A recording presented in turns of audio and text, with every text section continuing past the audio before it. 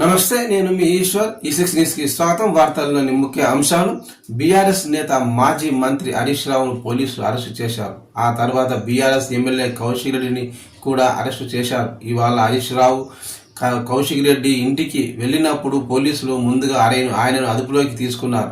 దాంతో పోలీసులతో హరీష్ రావు వాగ్వివాదానికి దిగారు.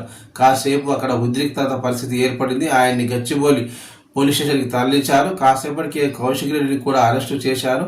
ఆయన్ని బంజారాహిల్స్ పోలీస్ స్టేషన్కు తరలించారు. పోలీసుల విధులను అడ్డుకున్నారని, సీఐని అడ్డగించి బెదిరించారని కౌశిక్ రెడ్డిపై నిన్న బంజారాహిల్స్ పిఎస్లో కేసు నమోదైంది. ఆ తర్వాత పోలీసులు మరికొందరు బీఆర్ఎస్ నేతలను కూడా అరెస్టు చేశారు.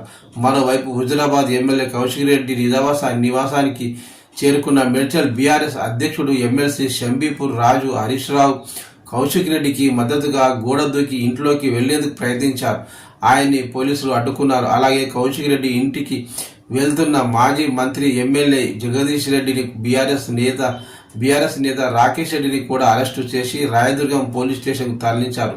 ఫోన్ ట్యాపింగ్ పై ఫిర్యాదు చేయడానికి బంజారాహిల్స్ పోలీస్ స్టేషన్కి వెళ్లిన ఎమ్మెల్యే కౌశిక్ రెడ్డిపై కేసు నమోదు చేయడాన్ని మంత్రి తీవ్రంగా ఖండిస్తున్నట్లు తెలిపారు. బీఆర్ఎస్ నేతలపై అక్రమ కేసులు పెడుతుంటే చూస్తూ ఊరుకోమన్నారు.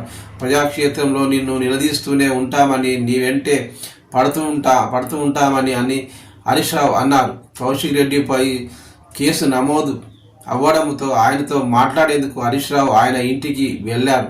ఈ క్రమంలో పోలీసులు విడివిడిగా